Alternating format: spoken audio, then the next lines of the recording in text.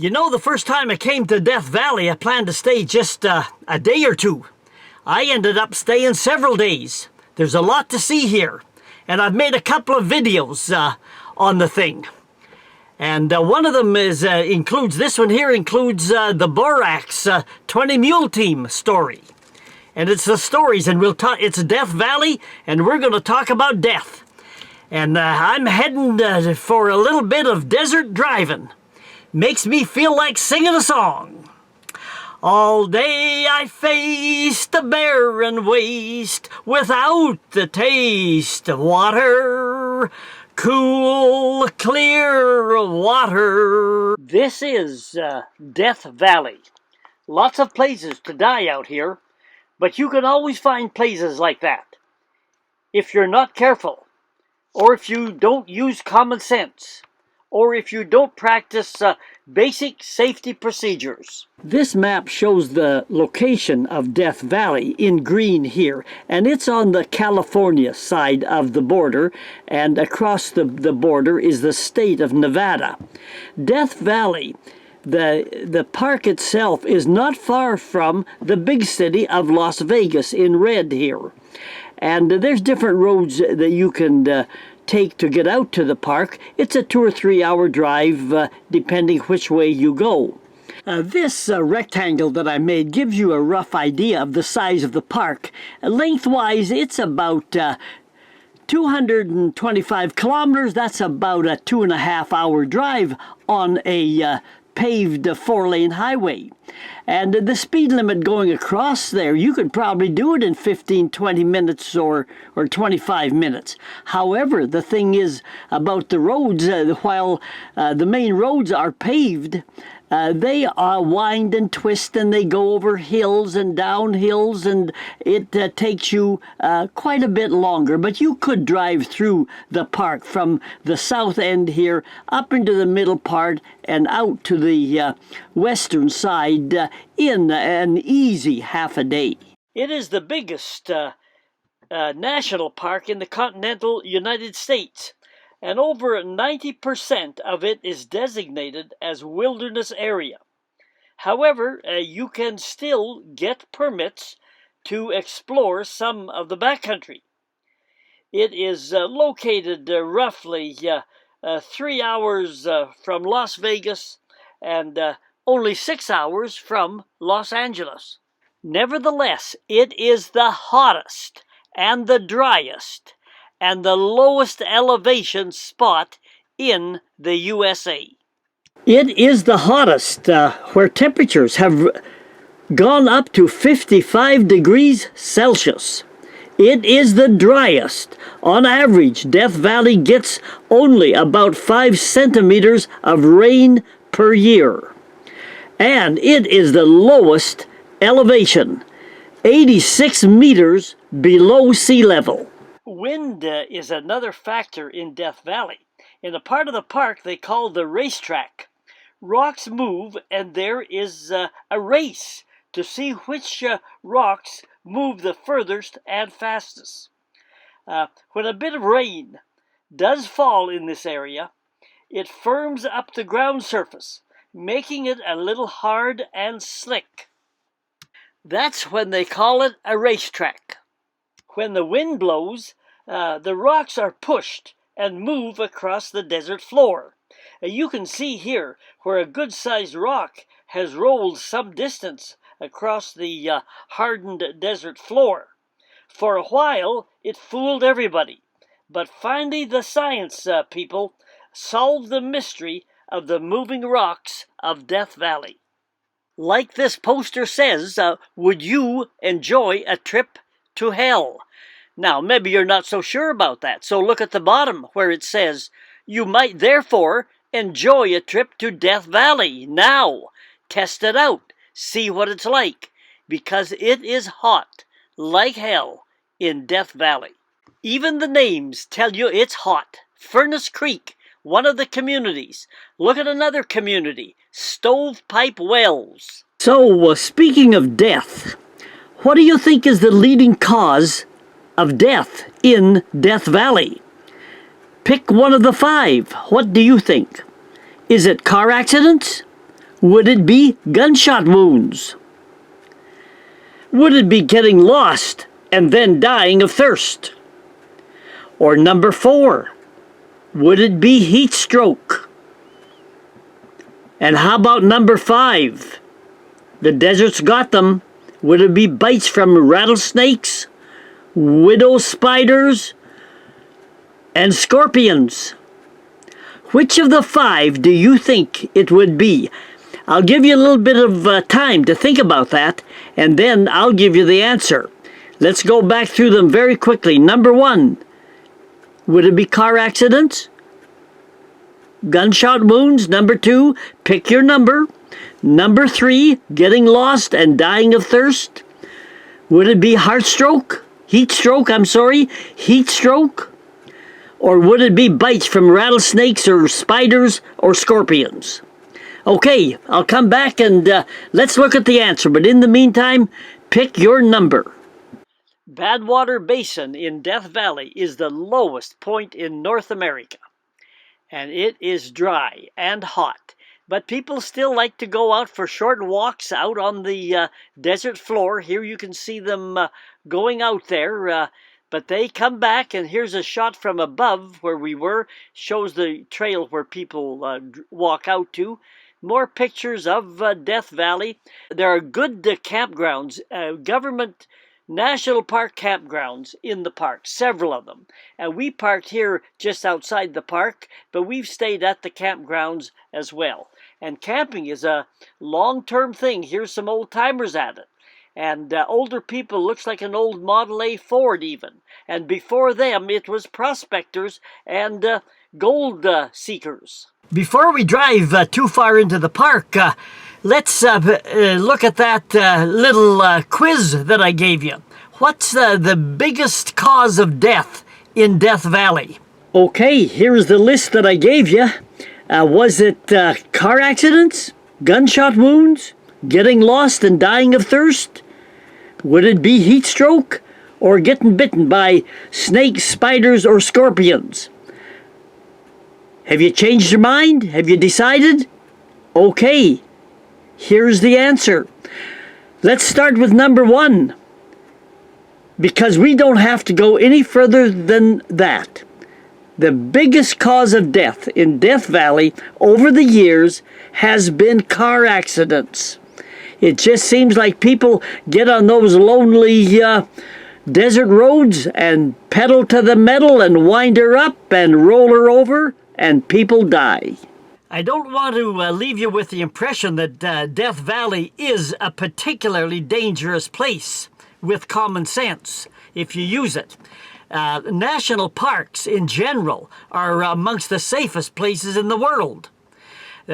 There's only every million visitors, there's only 2 or 3 deaths each year in Death Valley, compared to other parks that are higher with 8 or 9 or 10 deaths per million visitors. So Death Valley is really a pretty safe place. We're on an old dirt road here going up to some abandoned mine that I heard about. This Death Valley is full of old mines all over the place, so let's see if we can find one of them. It was a short hike up to the mine.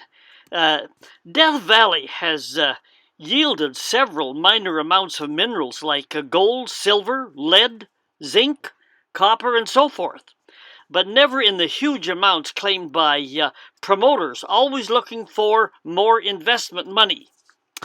This looks like the old cable system used to transport ore out of the mine. There was lots of old mining junk like this left around. It would be a dangerous mistake to explore abandoned mine shafts like this. Besides potential cave-ins, old mine shafts are friendly places for scorpions and rattlesnakes and even mountain lions. There is water in Death Valley. You just have to know where to find it. It's not too frequent, but it's around. Look at how these trees are growing in this water oasis. They have found the bones of old prospectors and his mules, dead from thirst. lying on the desert floor. If they had only known just under the surface, if they had dug down half the distance of their elbows, they would have found water below, just under the surface. But who knows these things? Under normal circumstances, let's say, they say that a person can live for about 3 days without water. But in Death Valley, the limit is only 14 hours, and maybe less than that in the heat of the day. But with water, the desert flourishes. There are several quality accommodations places in the valley besides this one here. This one was built by the Borax company, and I'll tell you about that company in a minute.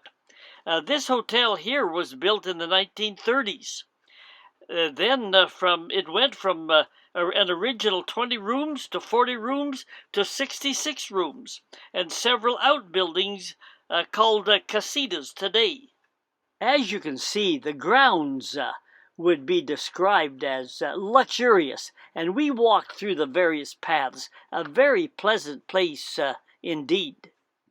And over the years, numerous famous Hollywood stars have stayed at this resort. The swimming pool here is continuously fed by springs from the nearby mountains. The water, therefore, never needs to be changed, and the water temperature remains at a very pleasant 30 degrees Celsius. There are two entrances to the hotel. One are these stairs, and the view is great. The more intriguing entrance is from the parking lot through this long tunnel that apparently at one time was an old mine tunnel. It all adds to the mystery and uniqueness of Death Valley. We're in the middle of the park here now. Say, I see a display over there, and I recognize it. It's about that 20 mule team Borax thing that really made Death Valley a pretty famous place. Let's pull in and see what it says. Yes, sir. It's the 29 mule team Borax story here. You know, heat and thirst was not what kept adventurers from coming to Death Valley. It was the idea of finding a lucky strike in a faraway, hidden place. Now, most were just stories and false claims, but there was one that was not, and that was the discovery of a mineral called borax that became a common word in every household across America. Borax is an all-purpose magic cleaning sodium-based agent that sat in everybody's kitchen. They hauled the borax in huge wagons across the desert, pulled by 20 mules, or more accurately, only 18 mules and 2 horses. The 2 horses hitched next to the wagon gave that first big pull that started the wagons rolling. The mules were smarter and handled the desert conditions better than the horses. Horses tend to be a little faster than mules, a little quicker, and they can jump with a rider a bit better. However, I haven't been around mules at all, but I'm told that in general, mules tend to be a little healthier and have a little more endurance than horses. They're able to carry more weight than a horse, and they usually eat a little less. A lot of trail rides, especially in the U.S., the mule seems to be an American-used animal. On trail rides in the U.S., they'll often use mules because mules seem to be a little more sure-footed on mountain trails than horses. Here are some of the old wagons that actually carried the borax, and they're on display in the park there. The wagons never broke down. There's no record of them ever having broken down because they were so large and sturdy built. From the mine area to the railway head was about a 10-day trip one way, and the total weight of wagons, animals, drivers, and the Borax was 36 ton. Here's the display at the park, 2 wagons and the essential water wagon. And here's the old water wagon, hooked behind an actual train back in those days. The story of Borax is another story of Death Valley. We're getting up into the middle part of the park here, up around Stovepipe Wells. There's supposed to be some big pure sand dunes up in this area. So we'll see if we can find them. This sand has blown in from the mountains over the centuries. People love to walk out on the sand, but they have to be careful and not get confused and lost, because death with the heat can come very quickly. When we were there, a young couple went for a hike and returned to their camper. While she cooked supper, he said that he was going out for a short walk and walked out onto the sand. When he never returned, she contacted Parks, who immediately searched both on foot and by helicopter. They found his body next morning. He had got turned around, walked in the wrong direction, and death was the result. We just had to make a couple of videos of Death Valley. There was so many things to see and do up here. Part 2 coming up, you'll see, besides a little hiking in some slot canyons, you're going to meet the real deal, old Scotty of Scotty's Castle himself. It's a great story, and he was a wheeler dealer par excellence. And if you liked what you saw, if you'd hit the subscribe button, that enables us to bring more videos, and we're heading into other places after Death Valley as well. So we'll see you in part 2, and hit the subscribe button. Thanks again, and adios for now.